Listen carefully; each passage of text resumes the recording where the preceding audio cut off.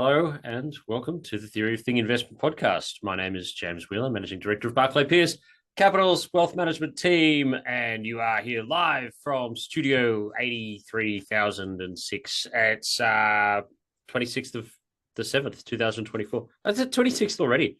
I'm joined here by Heath Moss of HLM Investments, joining us from Adelaide from Studio 6.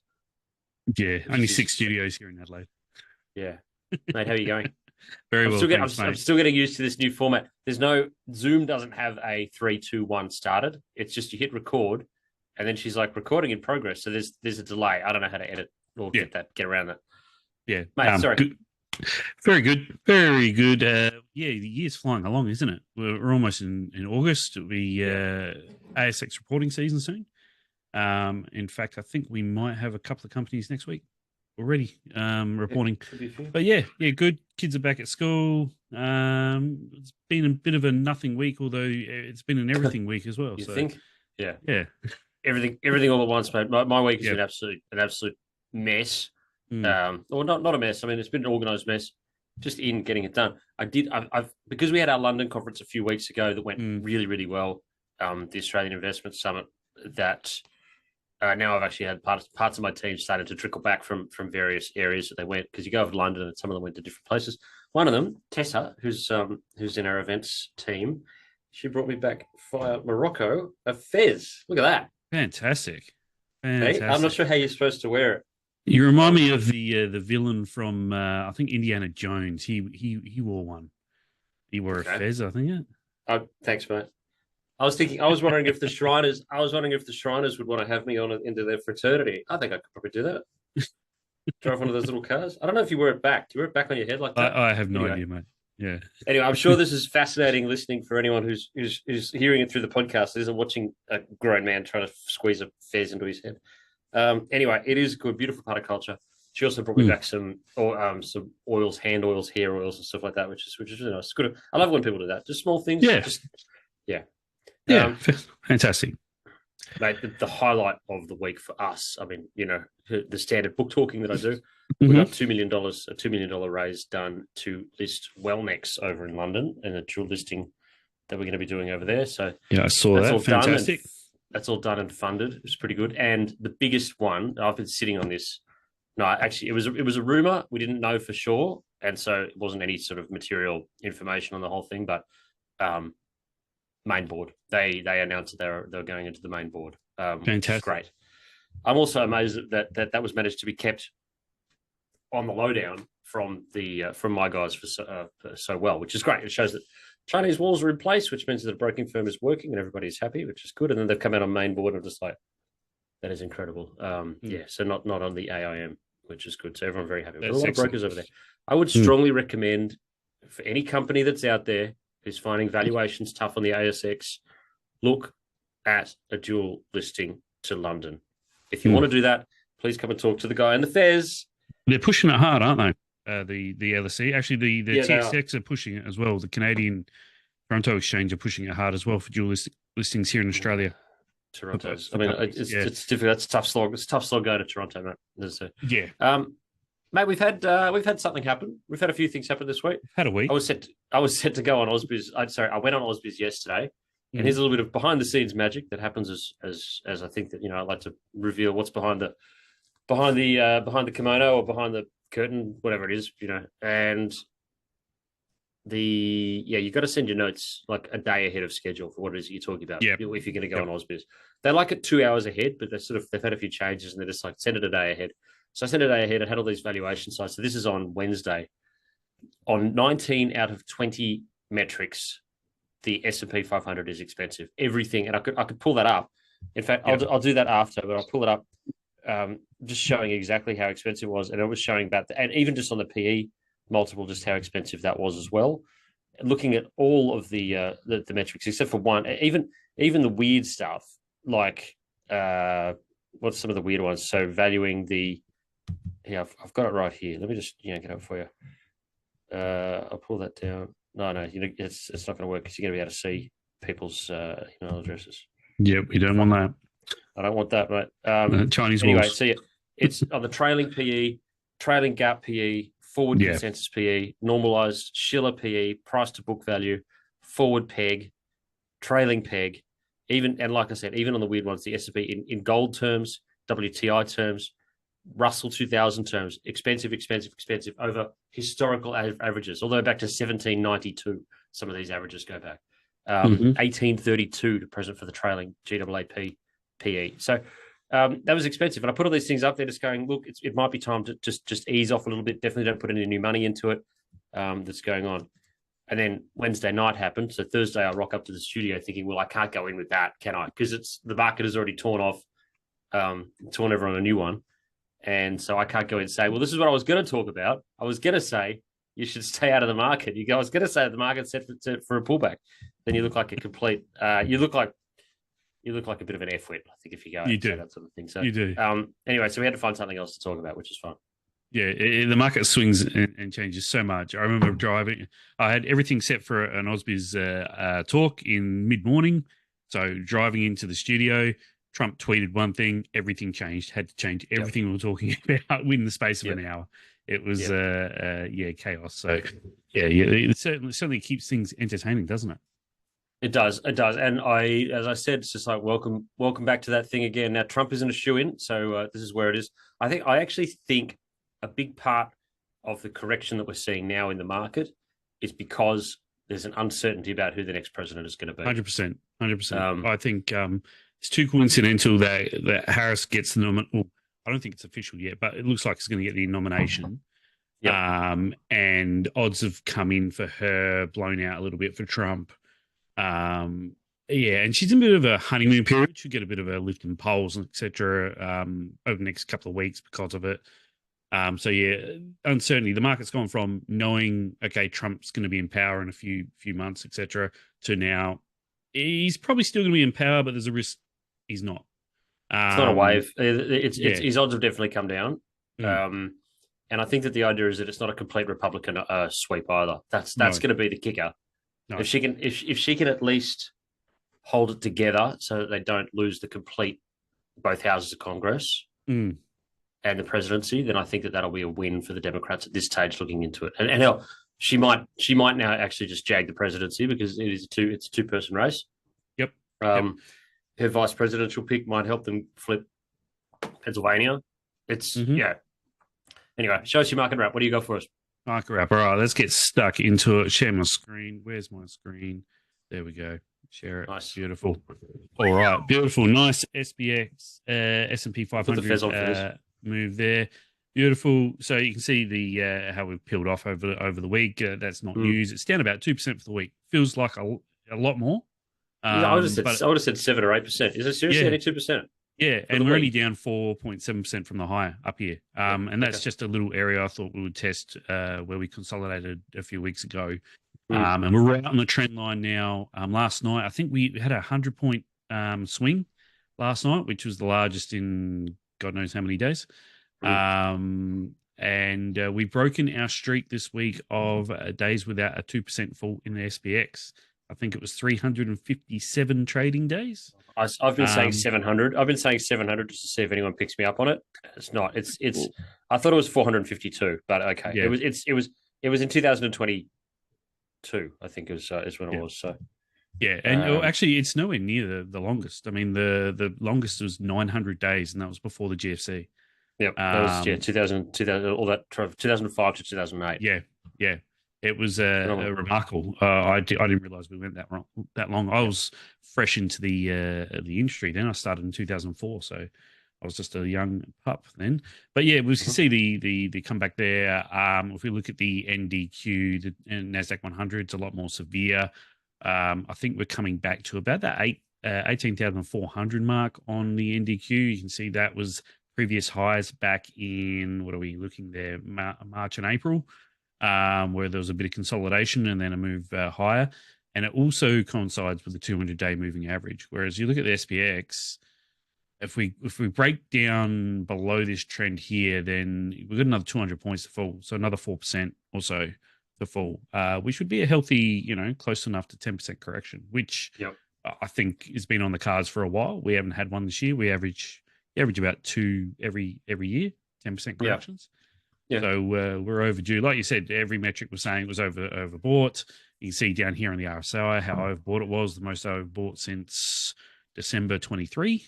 Nice. And we're coming back down to that oversold level. So, Good. like you said, coming off on the back of, I think, that presidential race, who's going to win that? A little bit of AI stuff unwinding. Google reported yesterday morning, I think it was, or was the morning before. I lose Just track not of the days. showing much in terms of earnings from AI. I mean, personally, I wasn't expecting anything, and not anything material for probably 3 to 5 years. But the market has used it as an excuse to sell off, apparently. But overall, they did beat on top and bottom lines. Google, Tesla was terrible. They beat on revenue, but missed on earnings by a long way, and then missed on free cash flow by a long way. So the market was turned about face on them. Apart from that, GDP last night. So also the markets have come off on the back of. I think the market's been concentrating more on the macro data and the risks of a recession and what the implications for earnings will be. Now, we had a lot of soft PMIs come over the last week and a half. However, last night Q2 GDP came through. Well, the preliminary one, very, very strong, up to 2.8% year on year. It was expected to be around 2%. So a big beat there. Consumer consumption was very, very strong. It had grown from Q1. So Q1 was very, very soft, whereas Q2 was actually quite strong. So that's sort of brought back. And we saw it last night, I think, with the market. So they're a little bit, we were in positive territory for a lot of the night and then obviously peeled off. But the market is sort of saying, okay, maybe US isn't going to recession again. And we're definitely not having rate cuts in August, despite what Dudley says. And September is still on the cards, but it could be that Goldilocks scenario still for the US. We keep playing this game. We keep playing this back and forth, cut, no cut, market up, market jitters, good data, bad data. It's just this stupid dance that we happen. It's just like there's no way out of it. And the market will always sell first and ask questions later. I mean, that's the way it is. Especially if you've got so many profits to bank and you're done. It's still technically the beginning of the financial year. Anyway, there was something else that was happening. Oh, yeah. So September is 100% priced in. Yes. September cut. Yes. Is 100% priced in. Yep. I wish that was the case over here.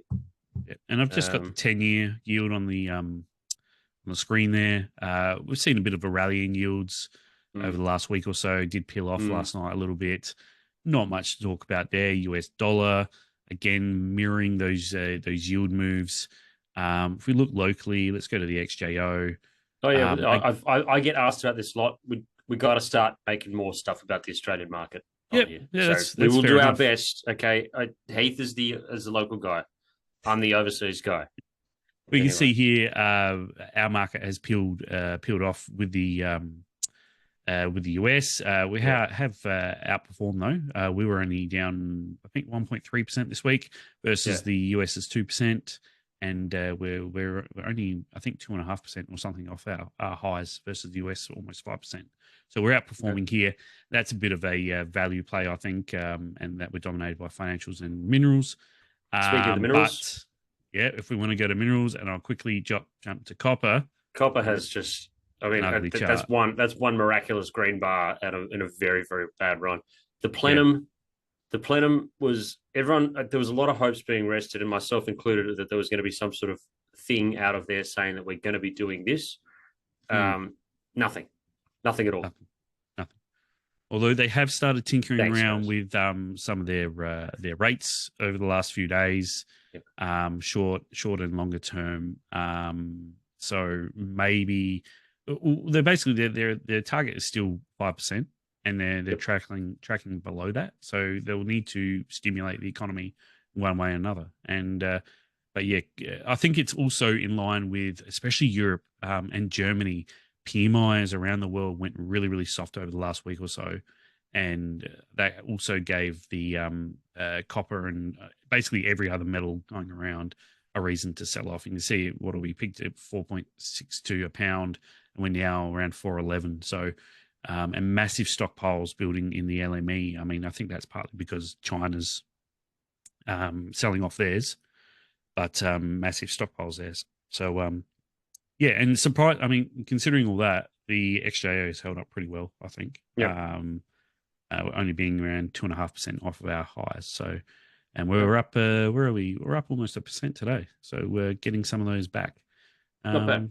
So yeah, that's Not about bad. it. It's healthy. It's a healthy correction. Now, if we go on with if we follow up with last week, because we should have some sort of continuity with these ones.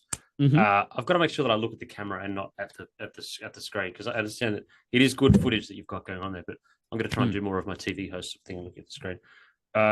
If we just go with the follow up, now we talked about the best time to be able to buy the Magnificent Seven or whatever it is, the big tech.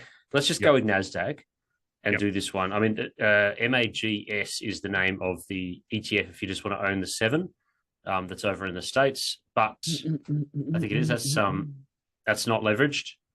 So you can sort of see where that is. So let's look at the Magnificent Seven now. Now let's go Nasdaq, because you're going to be able to pull it back. Show me where you draw the lines on the Nas. I've got on a long-term chart. This is for people to buy and hold and never look at it again. This is what we're looking for here. So let's see if we can find Heath. Show us your match. The red line is, like I said, where I put it for the first test of this pullback around 18,400. So about another 400 points from where we are now. So not too far. If it can't hold that, then the longer term trend line comes in around the 17,600, around that mark. This green trend line that comes all the way back to the start of 2023. So, and that would see the Nasdaq trading below the 200-day consistently since the first time since the start of this trend. So I think that's the absolute worst, and that would be a very healthy, close to 15%, I think, pullback there.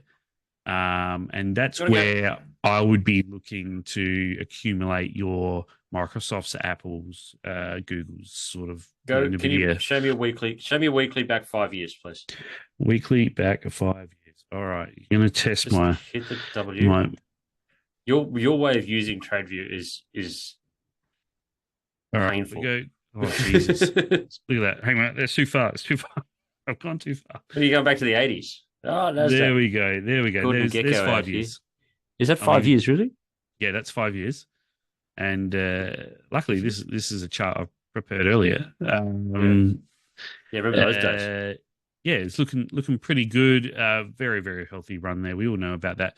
If we're going back to the 5 year on the weekly, 16,000 may be another sort of support. That was on the previous high. No, I don't think we have to. I don't think we have to do. No, I think we stick with this trend here. I think we stick with that green trend line, and we're good to go. Load up. If it drops through it, find more money, mortgage your house again. General advice in nature only. But that's what I like. A lot will come down to next week. That's when the big guys report. You got Apple, Microsoft, Amazon, all that reporting next week. If they come in and beat the market, I think the market will take a bit of solace from that and start accumulating again and building a base. I don't think we'll see any, big rally, but I think that will give the market confidence to say, okay, I mean, maybe we're overreacting here a little bit. So two things that have happened to me this week. First off, we had the Pinnacle, the Alpha conference, what's called Chasing Alpha, Creating Alpha, Being Alpha, Alpha Male, Beta Male, whatever. The Alpha conference that was on. One of those guys that was up talking, whose name I keep forgetting. It wasn't Hyperion. It was the other guys that do really good. They've got one of those names. Anyway, they were talking about ASML as being their preferred pick over NVIDIA. Yep. And also then yesterday on the podcast, I had a fellow from Alphinity, Trent from Alphinity, who is the overseas macro picker, or just the overseas stock picker. He said as well they've got ASML in there instead of NVIDIA, that they see it. So mentioned twice. Pay attention if you hear it from two different sources that ASML. Yep. Let's keep an eye on ASML. Yep. I don't know. It is a real key sport here. Hang on, I'll put in a quick horizontal when it comes to lithography. I now know more about lithography than I did last week, but these everything has to go through them. They've got the monopoly on the lithography space. So every chip layout, design, all the stuff that has to go onto it is all goes through ASML. We talked about it at length in the podcast that I did yesterday for Ensemble. Anyway, There you go. The chip sector basically grinds to a halt without these guys. They make the machines that make the chips, Yep. and the IP and how complicated these machines are. It's not something you can just reverse engineer and replicate. There's only one of these guys making these machines for a reason. But what are they, about 862 at the moment? Support is around the 850. If it drops below that, we're back down towards 775. So there's a little. That's one. I'll tell you what. That's one that you'd want to hold. Just buy it, hold it, give it to your kids. Don't look at it anymore. That's my pick, that one, because I'm going with this. I'm thinking that the universe has been screaming out to me. Just get a good long chunky position of that anywhere around there, and don't think about it anymore. Anything else, or are we going to go to the footy tips and get out of here? Quickly, we have to touch on CrowdStrike, don't we? Yeah, everyone loves CrowdStrike at the moment, don't they? So Heath backed the truck up on CrowdStrike on Friday night. Absolutely dusted himself. Yeah, no. I was actually only a little. I think it was only about a 3 to 5% loss. Anything like that was good. It was good for 20 minutes, mate. It was good for 20 minutes. It was. I was in front for one night, and then it was looking pretty dire after that. And that's what stop losses are for, especially if you're trading and you're asleep and everything's happening. So, everyone knows why CrowdStrike has been sold off. We had that major global outage last week on Friday afternoon. And what are we? We're off 25% here, easy. And looking, although we're back to previous highs we saw back in December 23. So we're holding. If we hold here, it may be something to consider, because CrowdStrike do have a very good reputation despite what happened last week. They're said to be the best in class in terms of cybersecurity, and a lot of the major companies and governments around the world use them. So, and at this stage, they're saying this outage will not cost them. It's nothing material. So, it's one to keep on your radar along with ASML. I'm actually, if you're picking ASML, I'm keeping CrowdStrike on my radar for an entry as well, because I really like these guys. So yeah, all right. I think that's it. Footy tips now. I've got them here ready to go. Mm-hmm. Hang on, I had them here ready to go. I'm not doing a footy tip this week. I missed out. Newcastle sucked again. I think I missed out on that one last week. So I'm switching. I've got someone here who sent me Olympic tips. Olympic tips. The Olympic tips. Basketball, men. Recommended bet. Australia to win Group A. Paying $6.50. Group A. Write these down. Beach volleyball, women. We're not going to beat Canada. There's no way the Australian men's team are going to beat Canada. Canada are the team to beat in Group A, but the Boomers have one of their best ever Olympic squads and have played very well in the warm-up matches. Okay? Top the group. Turn it up. That's what it's called, gambling, Keith. Back off. Beach volleyball, women. Recommended bet Nuss Cloth at $5. I don't know who they are. The US have won. I think that's the US team. These two dominated at LSU before emerging as elite pros. Great. Find some money put on that. Beach volleyball men. Bermans de Groot at $15. I don't know whether they're Dutch. They're Dutch people. Yeah, they must be Dutch. Yeah. Cycling. Women's team sprint. Women's individual sprint. Women's Kieran. Recommended bet. Great Britain, Finnecane, and Finnecane. You know, and I'm going to finish it there. I'm going to say I like the cycling. I love the Kieran. It's one of my favorite events of the cycling. Fantastic. Got the guy on the motorbike up front. Yep. Kieran. Did you know that Kieran is actually, it helped Japan rebuild itself out of the horrors of World War II? Wow, didn't know that. Yep, that's why it's so big in Japan. That they did that, and the gambling and the money and the revenue that they raised off the punting on cycling in the velodromes around Japan was significantly aided in the rebuild after what happened in Japan. That's why it's just such a great sport. And it's just like, you know, the motorcycle, they go faster, and then bang, they're on. It's fantastic. Yep. Anyway, so that's Great Britain into Finnecane for the women's team sprint, women's individual sprint, and the women's Kieran. That's who's going to get it all. Look, that's your Olympic bets. Heath, show me some footballs. Fantastic. Yeah, Olympics are on at the perfect time for us Aussies, aren't they? Start mid-afternoon, run through all the night. It's fantastic. My tip came in last week. My multi, what was it? I've forgotten what it was. Hawks into the Lions. Lions got in just. The Lions got it just done. over the top of Swans. I think you actually had the Lions. Yeah, I think you had the Lions with the start. Did I? Or did you just have them outright? No, I Yeah, think I either just way, had Lions win. that game was phenomenal. I was on the edge of my seat, just going. I Great don't games. care. I don't care who wins. I'm just loving this football. I'm loving this atmosphere up in Brisbane. They put on a good show. I want to go and see a Lions game up there. Yep. It's just beautiful. Sit in the sun. A couple of 4x goals. They play the music between goals. It's all sing along music. Everyone's happy. It's amazing. It's just I hope Charlie Cameron kicks a bag so you get to hear Country Road every 5 minutes. It's fantastic. Yeah, the game was almost as good as the Crows game on Friday night. That was a freaking rip snorter. Absolutely loved that game. Beautiful. But anyway, my tip this week is, unfortunately, it's against my Adelaide Crows. I think the Hawks will beat us here at Adelaide Oval Sunday night. 1-39, paying $2.25. The Hawks are on fire. Crows are missing quite a few via injuries, and just not as good as the Hawks, I don't think. So Hawks 1-39, paying about $2.25. That's me. Okay, mate, that is fantastic work. Okay, so I've got my Olympic tips going on. You've got your football tips Footy going on. We've tipped the market. We're talking about where it is we want to buy. I think that we've covered all bases. Yep, I think we're done. Thank you very much. You have joined us for the Theory of Thing Investment Podcast, brought to you by Wakey, a Wellnex product. Fantastic. And congratulations to them on the raise and on the dual listing, which is coming up on the main board of the London Stock Exchange. My name is James Whelan, Managing Director of Barclay Pearce Capital's Wealth Management Team, wearing a fez. Thank you very much. I was joined by Heath Moss of HLM Investments. If anyone wants anything to do with anything that we covered here, please send me a note and I'll make sure that it gets to the right place. Thanks a lot, everyone. I'm going to figure out how to hit the end recording button quicker than I did before. Oh, there's a pause button. How about that? Thanks, everyone. Have yourself a great week. Have a great weekend. See ya. Yes, I want to hit the